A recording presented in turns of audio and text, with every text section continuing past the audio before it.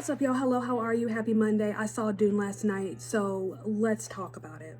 I don't even know where to start. So this is Dune Part 2. I wouldn't necessarily call it a sequel. It's not a sequel in the traditional sense. This is along the lines of, Deathly Hallows Part 1 and 2, Mockingjay Part 1 and 2, and then we're going to get Wicked Part 1 and 2. So this is just a continuation of the same story. Think of one story split in half. That's what this is. This story was way too big for one movie. Sometimes that's fair. I've already had people ask me, like, do I need to watch the first one? And yes, darling, yes. We're picking right up where the last one left off. We're going into it. I feel like if you don't watch that first movie, you're going to be confused. There's a lot of character development that does not happen here that already happened in that first movie, and it doesn't necessarily need to happen in this movie here, because of just the structure of the story in and of itself. But we'll get into all of that. Denis Villeneuve is our director, French-Canadian director. I spent the last 15 minutes making sure I could pronounce his name correctly, and I'm not even sure if I got it right. This stars a loaded cast: Timothée Chalamet, Zendaya, Florence Pugh, Austin Butler, Stellan Skarsgård, Rebecca Ferguson, Christopher Walken, Javier Bardem, Dave Bautista. God, who else? Josh Brolin. Goodness. Charlotte Rampling. Just a lot of people are in this movie. It's insane. It's a very loaded cast, but I feel like this is one of those movies where if you have an opportunity to get 5 minutes, you're going to take it. Now, quick disclaimer here, high fantasy, high sci-fi is not my forte. That's not my genre. I don't even read those books. I've had people say, you need to read the book. I have the book. It's somewhere in the vicinity of this room. I bought the book in 2021 when the first movie came out with the intention of reading it before I saw the movie. I couldn't do it. This is just not for me. I can't get into it. There's too much world building. A lot of people enjoy that. I tend to not enjoy it. So I was very nervous when I watched the first movie, and I did a little review. I don't remember what I said, but I'll link it in the description so you can go back and listen to that. It's an audio podcast. And I was very nervous that I wouldn't like it because I have trouble getting into sci-fi and fantasy of this caliber. I really enjoyed the first one. Didn't quite understand 100% what was happening, but in spite of that, I really was just very involved and engaged with the story. Very excited about it. And it got me very excited about part 2. And I was a little nervous again, like, oh gosh, am I going to be able to follow along? And definitely there were parts of the story that I just didn't quite understand. Not because the story was too convoluted or too bloated. This is not my genre. I don't spend a lot of time in this arena of literature or film. So it's almost kind of new for me. In terms of sci-fi, Star Wars is about as crazy as I can get. And then in terms of fantasy, Harry Potter. That's it. Anything more than that is just... Now, I debated back and forth on whether or not to give y'all a synopsis, because when I say a lot of this went over my head, it went completely over my head. But this is the best I can do for you. Here goes nothing. So Paul Atreides and his mother, Lady Jessica. Lady Jessica is a Bene Gesserit, not a Bene Jessica, because that's what I've been calling them this whole time. A Bene Gesserit. They're like sorcery witches, revered women or something or other. I didn't quite understand any of that. So Paul Atreides is from the House of Atreides. They are the ruling family on this planet called Arrakis, where they have this thing called spice that they've been trying to harvest. And then you have the Harkonnen, who are the bad guys, and they just look like they really just need a day out in the sun. Bless their little hearts. And I don't know what was wrong with the Baron Harkonnen, who's played by Stellan Skarsgård, but bless that actor man's heart. He loves what he do. You have to love what you do to go on screen looking like that, but I digress. So Paul Atreides is wanting to avenge the death of his father, who was played by Oscar Isaacs in the prequel, so to speak. And now they've been somewhat rescued by the Fremen, the native indigenous people of the planet of Arrakis. And they don't quite trust them. They think they're spies, but there are some benefits here because they have this legend, this messianic legend about the Mahdi. and they think, well, a few of them think that Paul Atreides, because he's an outsider, and it was always kind of foretold that an outsider would be the Mahdi, but then you have some people in the Fremen who believe that it should be one of the Fremen who will lead them. But you have people who believe Paul to be the Mahdi, and then you have Jessica, who's a Bene Gesserit, Lady Jessica, who's a Bene Gesserit, and they need a new Reverend Mother, so they make her Reverend Mother, and that has a whole host of issues. I can't explain that at all, but I wasn't sure if I liked her or not by the end of the movie. I don't think I do. I don't. We're just gonna leave it at that. I feel like that's the safest option to go. So not only is Paul amongst these foreigners, a lot of people who revere him, a lot of people who don't trust him, he is just wanting to be a part of these people, get to know them, and also get to know this cute little girl named Chani, played by Zendaya.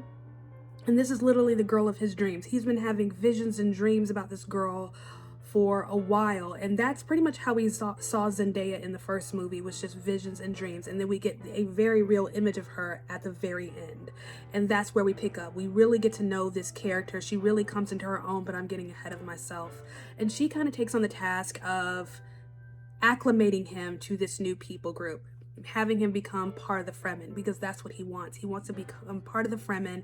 He wants to join their fight against the Harkonnen, who are trying to take over the planet and control the harvesting of spice. So now there's this kind of little war between the Fremen and the Harkonnen, because again, this is all about spice, this natural element thingy that's a part of the planet, and it's in the sand, and it turns people's eyes blue.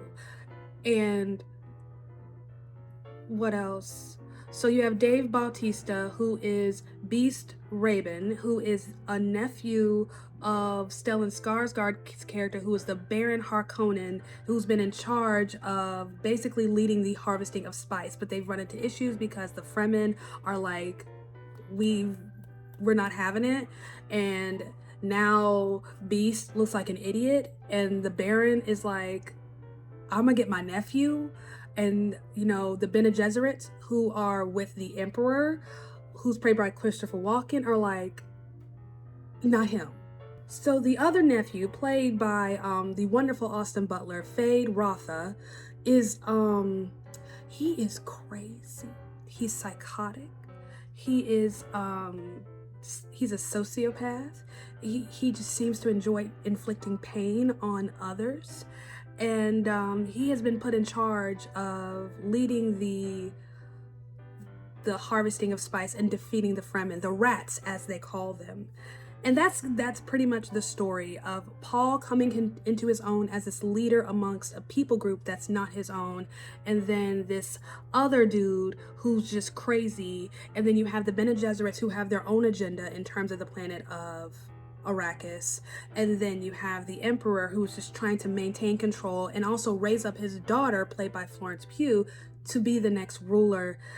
It's a battle of control. This movie is all about control. It's about greed. It's about it's a coming of age in a sense, because you have Paul Atreides, who's coming into his own, who's not only coming into his own as one of the Fremen, who is taking his rightful place as the leader of the House of Arrakis, but is also learning some things about himself that he didn't know before that conflict with who he's always been. And that causes issues with his relationship with Chani. And because we're really getting introduced to Chani in this movie, we're seeing her come into the fullness of her character, played by Zendaya, who does a wonderful job, but I'm getting ahead of myself there. And then we have Fade Rotha, Captain Crazy, who is becoming this ruler in his own right and figuring out how to rule effectively while still being crazy. So we have a lot of young minds and young individuals figuring out who they are in the midst of the story, while also figuring out who their friends are and who their enemies are. And it's very complex and convoluted. That was something about the story that I really liked. Now, mind you, I was not able to follow along with everything. By the time I understood what was happening 5 minutes ago, we were 3 scenes ahead. So, again, not my genre, not my forte. This is not my normal at anything. So, but I loved how multi-layered and complex this story was. We were never quite sure who the villain was, I thought, because there were moments where I could sympathize or feel sorry for Fade Rotha, who is, again, Captain Crazy. And there were times where I didn't like Paul Atreides, I felt like he was really losing himself. He was losing the plot, so to speak. He was losing perspective. There were moments where I didn't like Princess Arulin, I think that's how you pronounce it, played by Florence Pugh, but there are moments where I was really rooting for her. I felt like I wanted to see her kind of burst out under her father's shadow and really come into her own, but then realizing she's part of this, elite group of Bene Gesserit women, I didn't really quite like them in the first movie all that much, and I really didn't like them here. I wasn't seeing the goodness in them at all. If there's goodness in them, come in the comment sections and let me know. Help me understand. No, don't tell me to read the book. I'm not gonna do it. It's not gonna happen. I don't feel like being frustrated when I read. I'm not in school. So there's these moments of complexity and just where you're forced as the audience to make decisions on the fly on who to trust, who to love, who to hate, who to care for, and even at the very end, who to feel sorry for. Because there has to be a part 3, right? There has to be more to this story. There's no way this is over. I need there to be. I want more of this story. Even though I'm very confused, I'm very invested in these stories. And I think it's because I really like, even though I don't quite understand the in-betweens, the context, and the nuances of it all, I love these characters. I love these characters, even the ones I don't like very much. I very much love in characters, and I'm invested in their comings and goings, and I'm very invested in their story. I want to see what happens with Paul and Chani. I want to see what happens as Paul comes to know more of who he is. I want to know what happens when Paul realizes his mother is not only up and up, and his mother being pregnant with this unborn daughter whom she's able to communicate with, and we got kind of a sneak peek little, surprise cameo appearance about this sister all grown up.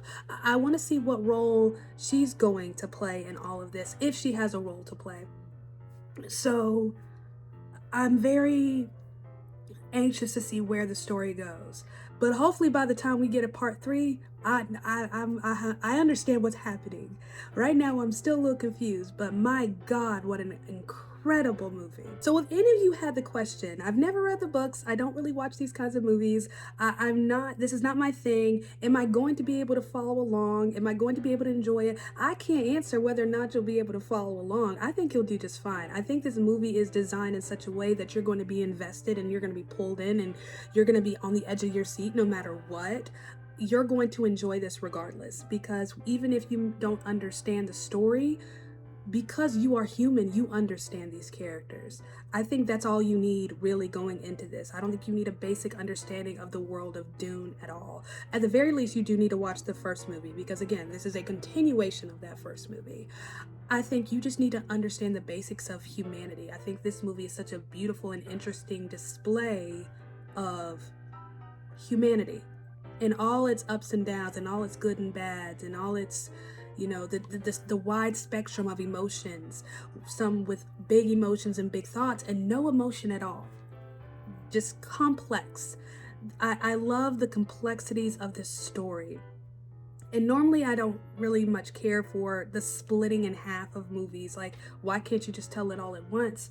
But this was definitely a necessary move to split it in half. This story is way too big for just 2 hours and 45 minutes or 3 hours. This needed to be split in half. So yeah, I'm definitely down with the decision for there to be a part 1 and part 2, and I'm crossing my fingers and hoping for a part 3. Just speaking about the theater experience, so I did see this in IMAX, and I'm not a big fan of IMAX. IMAX is not my favorite. I love Prime, AMC Prime. I don't know what other AMC theaters might have, but mine has a Prime theater, which is kind of like IMAX, but on a much smaller scale. The screen is a little bit smaller, and we have the reclining seats in a Prime theater, and you can feel the sound. It's a very 3-dimensional experience with sound, and that's why I like Prime.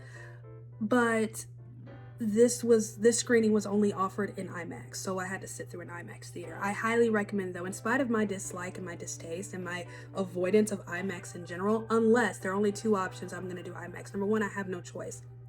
This is the case in point. Or number 2, the movie was filmed in IMAX, because I believe in watching a movie the way it was intended to be seen. If a movie is made for the big screen, I want to make sure I capture it on the big screen. If a movie is made for television, I may as well watch it on television. That makes sense? So those are the only two ways I'm seeing IMAX. But I highly recommend, in spite of my dislike for IMAX, that you see this movie in IMAX. The cinematography, the visual effects. This movie was beautifully shot. The visual effects, when you talk about the CGI and anything that was done in the editing room, especially when we were in this kind of era of movies where you see studios cutting corners with CGI and just not using CGI to its full potential. It's nice to see a movie that is like, we can not only build a world in camera, but we can build a room in the computer, in the editing room, and combine the two and make it something beautiful. The visual effects were so crisp and so clean, it looked real. You couldn't tell me that there weren't real worms, that these weren't real individuals, that we don't have spaceships that look like that. There was so much beautiful attention to detail. So combining those CGI visual effects plus the location and the lighting and just the color landscape, because this is basically all desert. We're not seeing a whole lot of green here. You know, you have a very muted color palette. You don't have a whole lot to work with, and using those limited things to create something so beautiful and so grand that you feel like you're right there in it. Expert excellence. Like, there's so many words I can use. Now, when we get into the layer or the layer of the Harkonnen or whatever you call it, I don't know if they're on a separate planet or what or where they are exactly. But when you get into the world of the Harkonnen, it looks like there's something with the sun where it's so dang bright that it almost looks like black and white. So we have this kind of transition from color to black and white that I thought was so pretty and so beautiful. And then you have these individuals who are just platinum stark white from head to toe, and then you put them in this environment that's very black and white. The contrast, it makes them look scarier to me and really just solidifies. It's very old school. This is the villain. These are the people we're not supposed to like. And I think with someone like Austin Butler, who is very tall, very thin, has a lot of hard edges, putting him in that white makeup, that white costume, and letting a lot of his natural facial features really just kind of stand out. Because he looks terrifying and frightening, but homie, the boy is beautiful. Let's be real here. So we get this kind of frightening look of a man who has no eyebrows, no real facial expression, almost emotionless, and yet we're seeing the shape of his mouth, his tongue, even the shape of his body, the shape of his eyes, and the shape of his nose. These features that are very much, that stand out on Austin Butler's face, that just make him look beautiful. And I think we're supposed to have this sense of being conflicted because he is striking and he's very, as off-putting as he is, he's striking and you can't help but look at him. So we're supposed to hate him and yet we're drawn to him. We don't get villains like that anymore, where we're sitting there in the audience in our seats dealing with this moral dilemma, knowing this is a bad human being, but we're captivated by him. Not only was this played out well in the, costume and hair and makeup department, but Austin Butler as an actor, I'm getting ahead of myself. So let's talk about the acting for a hot second. We're just going to stick with our four principals for right now. So Timothée Chalamet, Zendaya, Florence Pugh, and Austin Butler. Now, if you've been with me for a while, you've heard me say this. I am rooting, crossing my fingers, that one day the movie star era will come back. And what I mean by that is when, us, the moviegoers, we would go see movies because so-and-so was in it. So it wasn't so much, oh, we're going to go see the new Marvel movie, because everything, it's all about the franchise, the sequel, the requel, the, remakes and all that jazz. But I miss the days when we were like, oh, I'm gonna see the new Brad Pitt movie, I'm gonna go see the new Tom Cruise movie. I miss that relationship between the audience and the actor, that sense of trust that no matter what, I know even if the movie sucks, you're gonna give me something worth watching. I miss that sense of trust, but I feel like that is slowly starting to come back. Think of somebody like Emma Stone. She's one of those actors where people know when she shows up, they're going to get something good. I feel like these four actors here, Timothée, Zendaya, Austin, and Florence, are the future of Hollywood. These are the actors that people are going to say, oh, they're in it, I'm done. I'm sad. Here's my money. I feel like this, and I said this in my little TikTok review, but I feel like this movie is not just it's not just excellence in cinema. It's not just cinematic excellence, but it's almost like a coming out party. It's an introduction. Like, this is the future of Hollywood. This is the next era of Hollywood. We're getting back to quality casting, quality actors, and a variety of different actors. You have four very different actors in this movie who do very different things, who are skilled in different ways, and to have this one director who's able to recognize what makes them so special, what makes them so unique, and apply that to these characters is wonderful. So Timothée Chalamet, this is maybe my third or fourth time seeing him in a film. So the first time I saw him in a movie was Bones and All.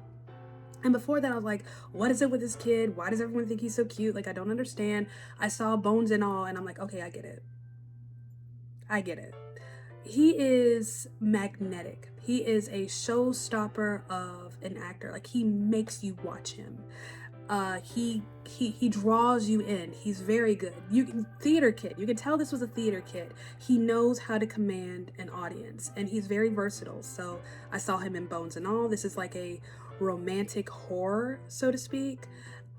He was in Wonka, so he's singing and dancing, and then he's been in Dune Part 1, Dune Part 2. He's been in a movie with Greta Gerwig. I believe this is like second or third time working with Florence Pugh, because he was in Little Women.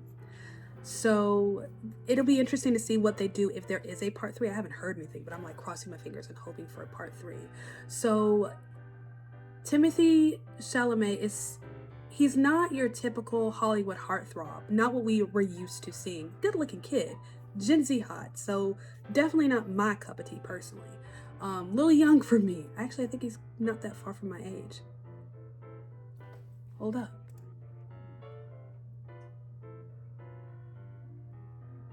Okay, we're like 8-ish years apart. It's not bad. But yeah, good looking kids, but he has the star quality. He has that it factor of a leading man. I would not count him out. This was actually my first time seeing Zendaya on the big screen. She's got, quite a resume. She has an incredible team. I saw a comment somewhere, someone say, I feel like, Zendaya's being, pushed in our faces. No, Zendaya's not being pushed in our faces. Zendaya has a great team. She has an incredible team behind her who is helping her pick the right stuff. So just looking at her resume, she was in a video for Beyonce not too long ago. I've seen her on Disney Channel, the movie Zapped, Frenemies. She was in Step It Up. That's where we were first introduced to Zendaya in the show Step It Up with Bella Thorne. She had another show called KC Undercover, which was kind of her vehicle, kind of her launch into her own, just showcase who she was. And then out of Disney, she's been in Euphoria. I've only watched like a half episode of Euphoria. I can't do it.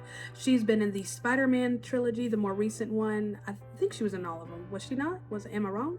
But she was in Spider-Man Homecoming and Spider-Man Far From Home and Spider-Man No Way Home. Haven't seen them. I know. I'm sad. Malcolm and Marie. What else? The Greatest Showman. So no, I did not see The Greatest Showman. I'm sorry. And then she has a movie coming out very soon called Challengers, which I'm really looking forward to. That was another movie that was supposed to come out last year, but was delayed due to the strike. So I'm very much looking forward to Challengers, but this is my first time really seeing her act outside of Disney, to showcase who she is as an actress outside of Disney. And I love what I see. I think she's incredibly talented. There was a moment where, she thinks Paul has died, and she kind of helps him come back to life in a sense, and just the range of emotions, watching, you could almost see her thinking, and just watching her go from being concerned to delighted to relieved to angry, just watching that transition of emotions. I was like, I had a problem like that. I took note, I noticed it, and I was like, that was so good, that was smooth, that was beautifully done. She's a very talented young lady. I think she just needs to be under the right director who can help her realize her range. I feel like she has range, she just doesn't know it yet. We already know Florence Pugh, right? She's Academy Award nominated. She's incredible. She's beautiful. She's very versatile. My first time seeing her was Black Widow. And then I saw her last year in A Good Person with Morgan Freeman. The movie wasn't all that great, but that's one of those movies where the performances saved the movie because the story itself and the writing was just a little iffy. But she's an incredible young woman, great actress. Her role in this movie is not huge. She's one of those, this is one of those where we don't see her a lot on screen. Her role is not huge, but it's vital to the story. We just haven't gotten that part of the story yet. She is very important to Paul. We will find out later, hopefully, if there is a part 3. I did look up some of these things on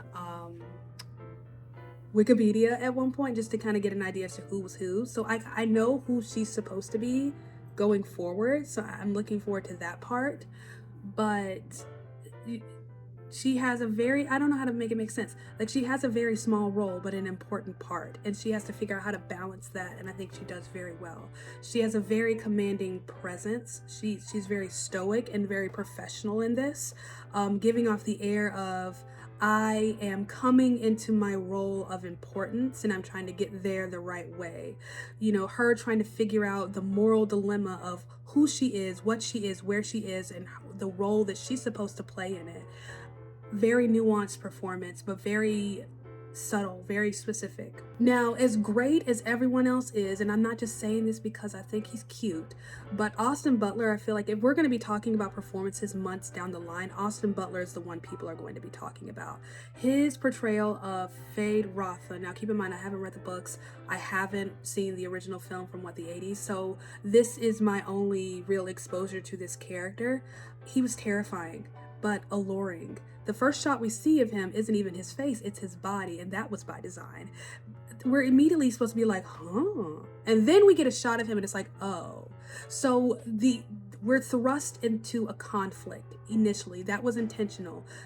The director wants us to feel conflicted with respect to Fade Rotha. We're supposed to dislike him, fear him even, but also be drawn to him, maybe even attracted to him. I loved that. And then this is, to me, is the perfect person to play it. Austin Butler on his own, just as an individual, as a person, he's incredibly charismatic. He's very sensual, and he knows how to draw you in. He has this ability that if you've ever seen him in an interview, he does this thing where he gives whoever he's talking to his undivided attention. And that in and of itself is an aphrodisiac. And I think he brings a little bit of that to this character. You can't help but just be, oh, you're stabbing people for fun. I'm sorry. Now, I understand it is February 2024. I understand the Oscars, the 2024 Oscars are 2 weeks away, less than 2 weeks away. And I understand for most, they would think, oh, it's probably too soon to be talking about the 2025 Oscars, but shots have been fired. Okay, that race starts now. Dune has decided to begin the race right now. There's no way to not talk about the Oscars at this point after watching this movie. There will be nominations. This movie is going to get recognized. I imagine, I'm trying to think of what's coming out that this would be pushed out of the top 10 for Best Picture. Sundance just happened. You have a lot of film festivals coming up and whatnot. So definitely some smaller movies that are going to get noticed, get recognized, and are definitely going to be campaigning in, that October, November, December, and January time period. But I feel like this right now, until something better comes out, let's say something better does come along. Until that happens, this is the standard setter for 2024. This is the movie to beat. This is the Oppenheimer of 2024. Oppenheimer to me was the standard setter. That's like movie of the year. Like, if you're looking to compete, you need to meet this standard. This is the gold standard here. How close are you to that standard? That's what Dune is right now. This movie was incredible in every area that it needed to be incredible. Music, acting, visual effects, cinematography, sound production. hair, makeup, costuming. If I were Warner Brothers, because, I would try to keep this movie as fresh in people's minds as possible, especially with respect to those who do the voting. I would try to make sure people don't forget.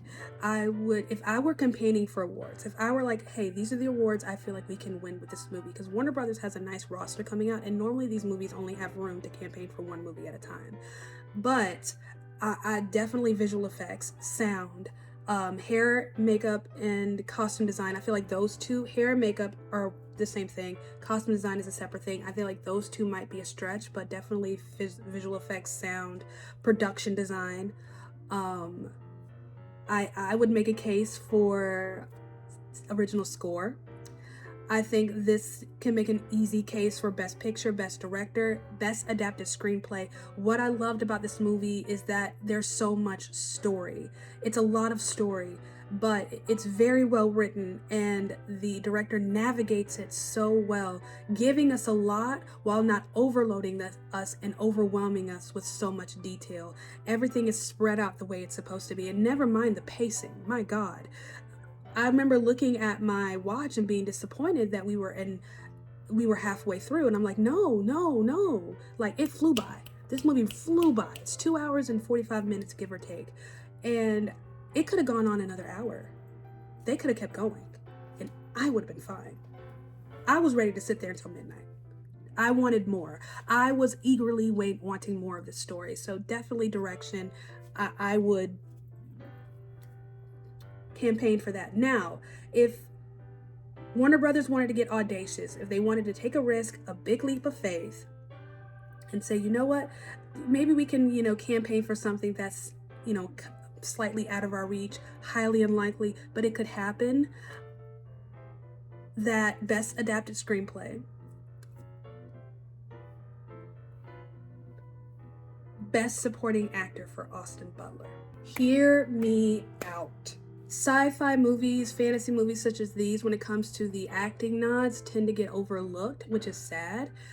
But I think an exception has to be made. I think we need to go against the grain, shift the movie awards culture just a little bit and recognize greatness when it's there. I think Timothée Chalamet and Austin Butler give incredible performances that could be award worthy. But if I were to put my money on someone, if I only had room to put my money on someone for campaigning for an award, it would definitely be Austin Butler for the villain. Number one, the Academy loves a good villain. Everybody loves a good villain, especially when we have a villain who's complex, who leaves us feeling conflicted, whom we're drawn to but we hate, who we can sympathize and empathize with in ways, and who, when bad things happen to them, we almost feel sad. We're not quite as delighted by the bad thing that happened to them as we normally would be for any other villain. We're almost like we were hoping for more from them. Not so much that he didn't give us more, but like in terms of the character and the story, is like I wanted to see more. I wish he would. Now I feel like I'm spoiling things. But if you've seen if you've read the book, you already know. I was sad. It's a quality performance, and we only see him halfway through the movie. We don't meet him until a good halfway point of the movie, but he leaves such an impression, and he's the highlight of the movie. Honestly, that performance was just such a solid rock. He built a foundation with that performance. It's one of those things where he is doing such an incredible job transforming into something other than himself that everyone is forced to keep up. Now, parents and parental units, those of you who are wondering, is this movie appropriate for my kid? I think your child will be fine. Obviously, if your kid is under the age of 11, user discretion is advised. This movie is PG-13 for a reason. It's all about war, so there's a lot of violence, a lot of up close and personal violence with knives. There are suggestive scenes, 2 of them that if I can remember correctly, that suggest sexual things, but nothing that you don't see nothing. Some bad language, but for the most part, I don't see why your middle schooler wouldn't enjoy this or your high schooler. But anyone younger than that, obviously, just do your research. I think your kid will be fine though. And that's it. That's all I've got for Dune. Honestly, I could talk about that movie for days, and I might come back and do something else or talk about something. I don't even know. I want to see it again. I want to see the whole movie again. I want to talk about this forever. That was such a good movie. It was excellent. It was so well done. It was an incredible experience. It was an incredible theater experience. I love a good theater experience. So yeah, I enjoy that. I definitely love that more than the first movie. Definitely loved it more than the first. Thank you for sticking around watching. Don't forget to like, comment, and subscribe. You guys are wonderful. I love you. And I will see you next time.